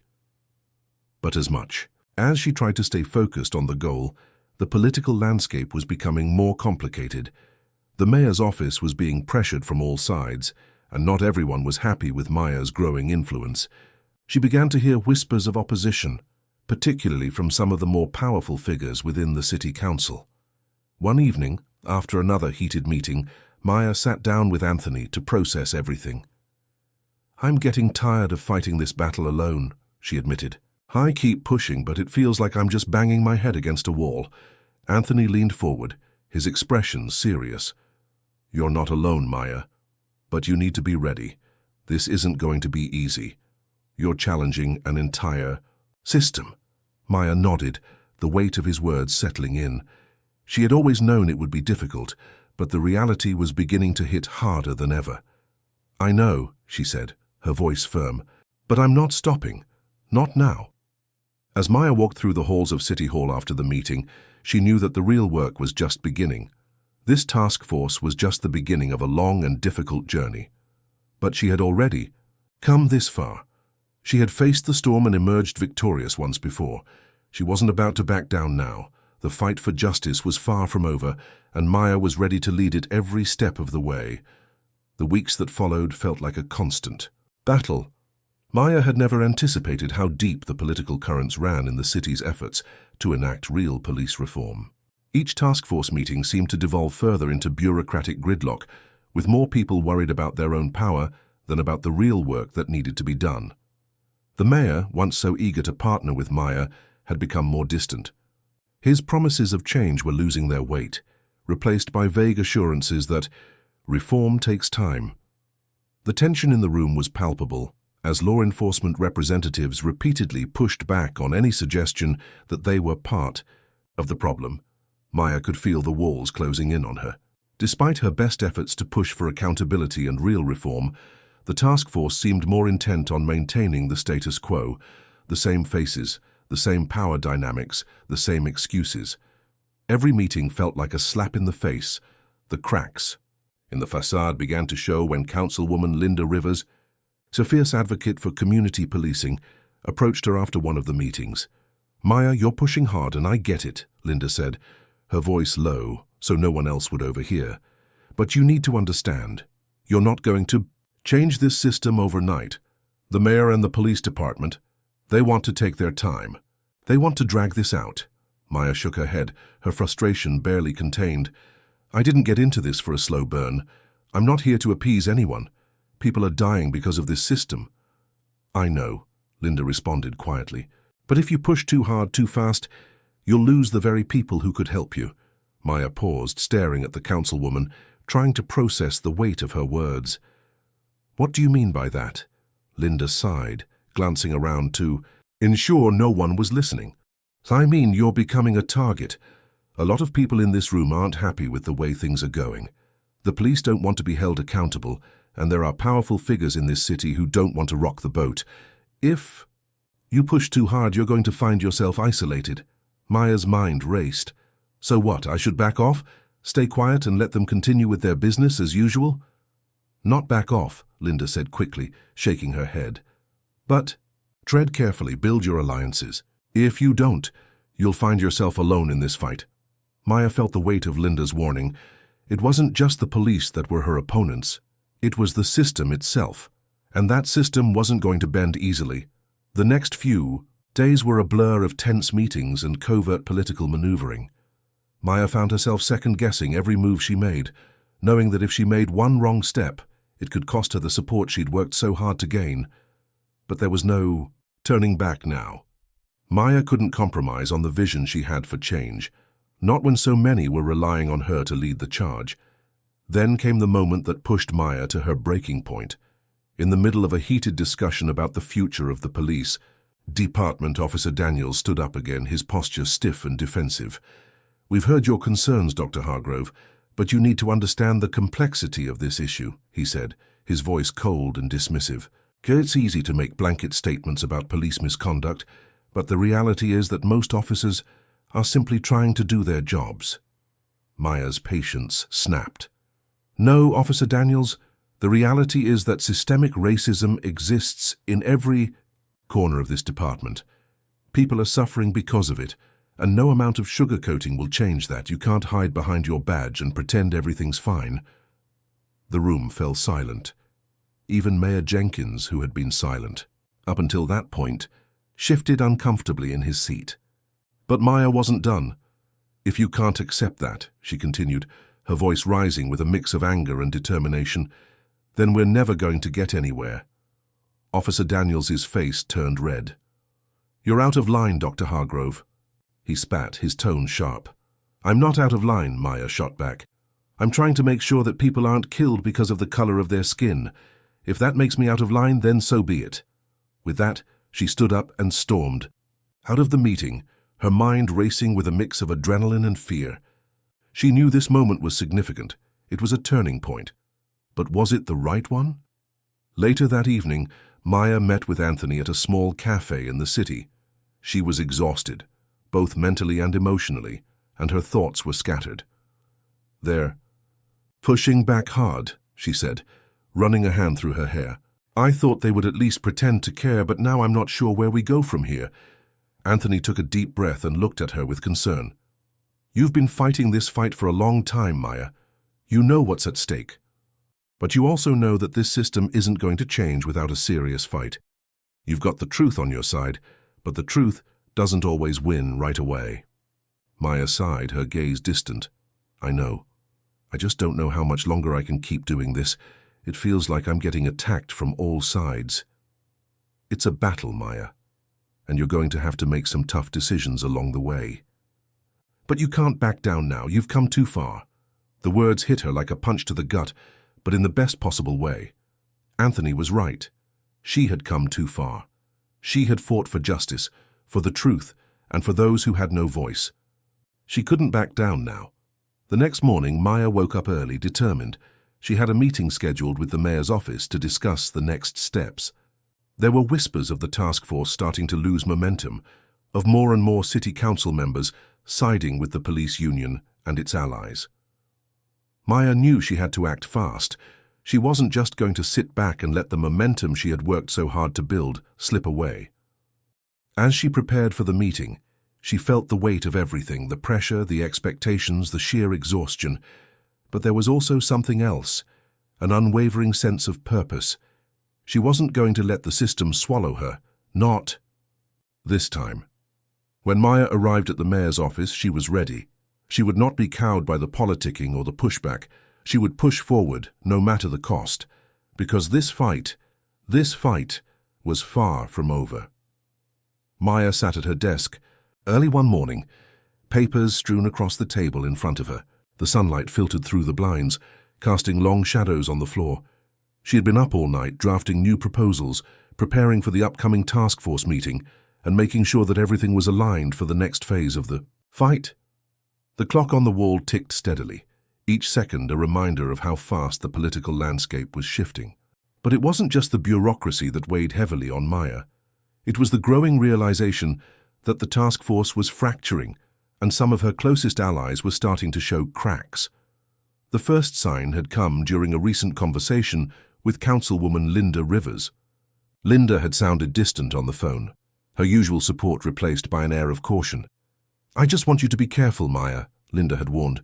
"There are forces at play here that you don't fully understand. You're up against more than just the police department.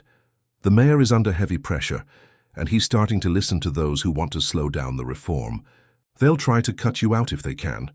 Maya had listened carefully, but the weight of Linda's words had hung over her like a dark cloud. Was Linda turning against her, or was she just speaking from a place of experience? Either way, Maya could feel the ground beneath her shifting. She had to act fast. Now, as Maya sat in her office, her phone buzzed, pulling her from her thoughts. It was an unexpected message from Tony, one of the police reform advocates who had been a consistent ally in the task force. "Maya, we need to talk. I've heard some disturbing things. The mayor's office is about to back out of the reforms. You need to act fast before they throw everything out." Maya's stomach tightened. She knew this day was coming, but she hadn't expected it to happen so soon. The political tides were changing, and it seemed like she was being swept along by a current she couldn't control. She quickly texted Tony back, "Meet me at the usual spot. I need details." Later that afternoon, Maya arrived at a small, quiet cafe where she had met Tony on several occasions. He was already there, waiting at a corner table, his face tense with worry.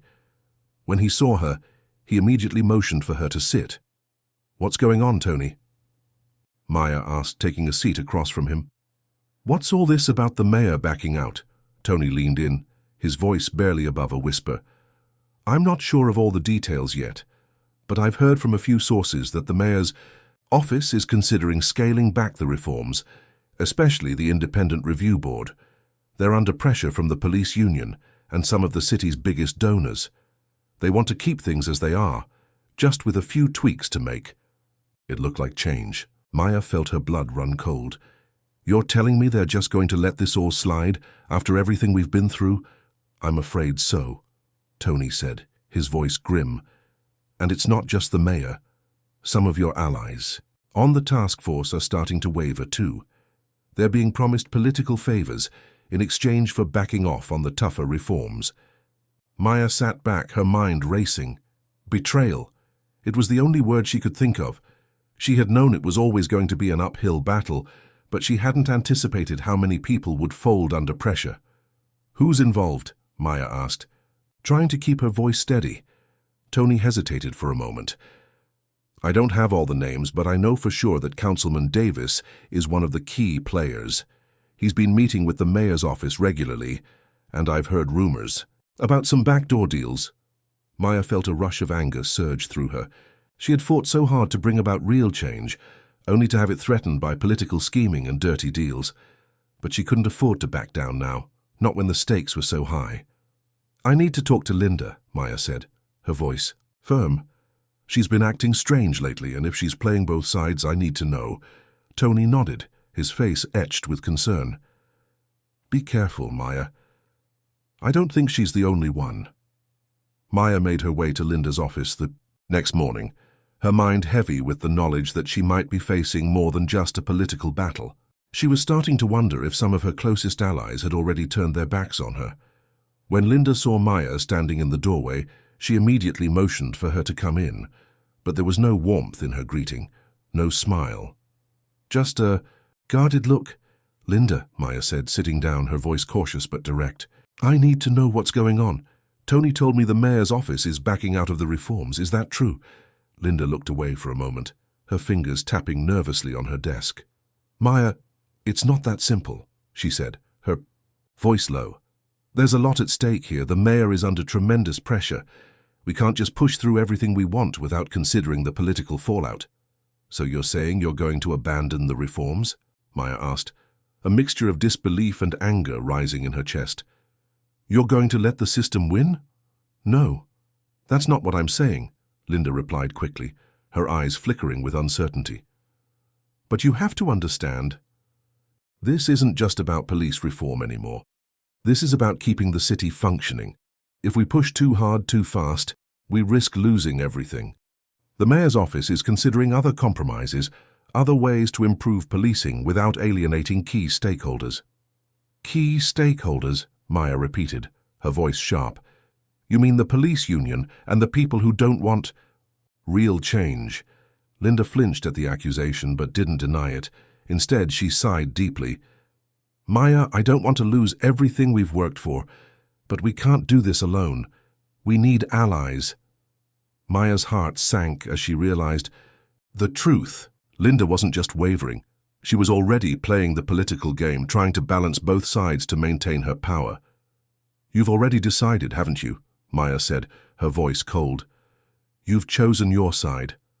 Linda's face hardened. I'm doing what I think is best.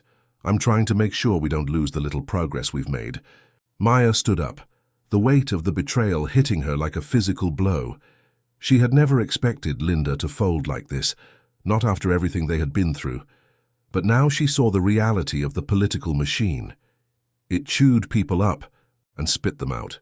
You've made your choice, Maya said quietly, but don't expect me to back down. As Maya left Linda's office, her mind was a storm of emotions. She had expected betrayal, but to experience it firsthand was something else entirely. She had worked so hard to build alliances, to trust people who claimed to care about justice. But now she realized the true fight was just beginning. Not against the police, but against the system that enabled the corruption in the first place. Maya knew what she had to do. She couldn't trust the people in power anymore. She had to take this fight to the streets, to the people who truly understood what was at stake. If the mayor and the council wanted to compromise, then Maya would find another way to push forward. She wasn't done. Not by a long shot. The city had reached its breaking point. Protests had begun to swell, with residents demanding answers, justice and reform. News of the political games and backdoor deals had spread, stoking the flames of public outrage. Maya could feel the ground shifting beneath her feet, but this time it was different. The people were no longer silent. They were angry. They were ready. As she prepared for the final showdown, Maya knew that everything was on the line. The task force had failed. The mayor had backed away from his promises. The police union's grip on the city's leadership was stronger than ever. But the people, they were united. They were the ones who could make real change happen. Maya stood at the front of the makeshift stage that had been set up in the heart of the city, the gathering crowd buzzing with anticipation. She could hear the murmurs of excitement and frustration, the sounds of a city on the brink of change. The rally was her last chance to take her fight directly to the people. She wasn't going to wait for the mayor to change his mind or for politicians to negotiate her out of the fight. She was going to demand justice, and this time it was going to be a fight the city could not ignore. As Maya stepped up to the podium, the crowd fell silent. The weight of the moment hung in the air. She could see the faces in the crowd. Some were familiar, others were strangers, but they all had the same determination in their eyes. She had become the face of this movement, and today she would remind them why they were here.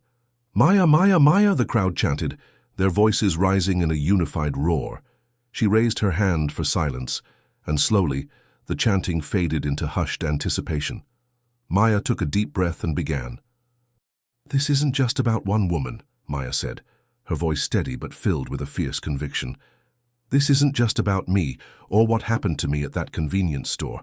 This is about every person who has been mistreated, every person who has been hurt by a system that is broken beyond repair. This is about every child who grows up in fear, wondering if the police will protect them or if they will be the next target. The crowd erupted in applause, but Maya held up her hand to keep them focused. We've been told time and time again that things will change. We've been promised reforms, but all we've seen is more of the same. More corruption, more injustice. It's not enough to wait for the system to fix itself. We have to fix it ourselves. We are the ones who have the power. Maya's words rang out like a call to action, and she could feel the energy in the crowd shift. This wasn't just a rally anymore, it was a movement. We have the power to demand justice. We have the power to change this city, to dismantle the system that has oppressed us for so long. The mayor may have backed out, the task force may have failed, but we won't. We will not stop until we have the justice we deserve. The crowd roared in agreement, the sound of their collective voices echoing through the streets. Maya felt a surge of energy run through her. This was her moment, and it was a moment that could not be ignored. The people were behind her, and they were not going to let anyone stand in their way. But Maya knew that the real battle was just beginning. She had never expected an easy fight, but this was going to be harder than she had ever imagined. The system that she was up against was entrenched, powerful and unyielding, but she wasn't about to back down. Not now. Later that day, Maya received a call from Linda. Her heart sank as she saw the name on the screen, but she answered anyway. Maya, Linda's voice came through, hesitant but with an undercurrent of urgency. You have to stop this. The mayor is going to announce a new task force on police reform tomorrow, but it's just a gesture. It's not real reform. I've tried everything I can, but there's only so much I can do. Maya's hand tightened around the phone. I'm not stopping, Linda, not now. I've been waiting for real change for too long. You can't just back away from this. You promised me we would do this together. I know, Linda said softly, but I'm telling you, the pressure is immense. If you keep pushing, you'll be out of a job. This whole movement will fall apart. That's the thing, Maya replied, her voice resolute. This isn't just about me or you, it's about the people who are counting on us to make a difference. If we stop now, we've failed them. There was silence on the other end of the line for a moment, and when Linda spoke again, her voice was filled with a mixture of defeat and resolve. I never wanted it to come to this, but I understand now, you're right. This is bigger than any of us. I'll do what I can to help, even if it's just behind the scenes. But you need to keep pushing. The people need to see that we're serious. Maya took a deep breath, feeling a small glimmer of hope. She wasn't alone in this fight, not entirely. Even if Linda was playing a dangerous game, she hadn't completely abandoned her. Thank you, Linda, Maya said, her voice steady. I'll keep pushing. The next morning, Maya received word that the mayor would be holding a press conference to announce the formation of a new task force, one that would supposedly address police reform. She could hear the skepticism in the voices of those who had been involved in the struggle, and she knew the press conference would be little more than a public relations stunt. The mayor had no intention of following through with real change, but Maya wasn't about to let this be the end of her fight. That afternoon, she and several key activists staged a sit-in outside City Hall. They were demanding that the mayor meet with the people, hear their demands, and stop hiding behind empty promises. The media swarmed, cameras flashing as the activists made their stand. Maya stepped forward, addressing the crowd with a calm determination. We are not here to let them dictate the terms. We are here to remind them that this fight is not over. We will not stop until the people of this city are treated with the respect and dignity they deserve. Her words hit the press like a storm, and soon the story was everywhere. The mayor's press conference seemed like a hollow attempt to placate the public, but Maya's call for real reform resonated far beyond the walls of City Hall. That night, the mayor's office reached out to Maya. They were offering a meeting, a real one with actual negotiations on the table. The battle wasn't over, but it was a victory. And it was one that Maya had earned, through determination, unwavering courage, and a commitment to justice. As she walked out of City Hall that night, Maya couldn't help but smile. The system had tried to crush her, but it hadn't succeeded. She had made it to the final round, and with the people by her side, there was no telling how far they could go. She had started this fight alone, but now she knew one thing for certain: she would never be alone again.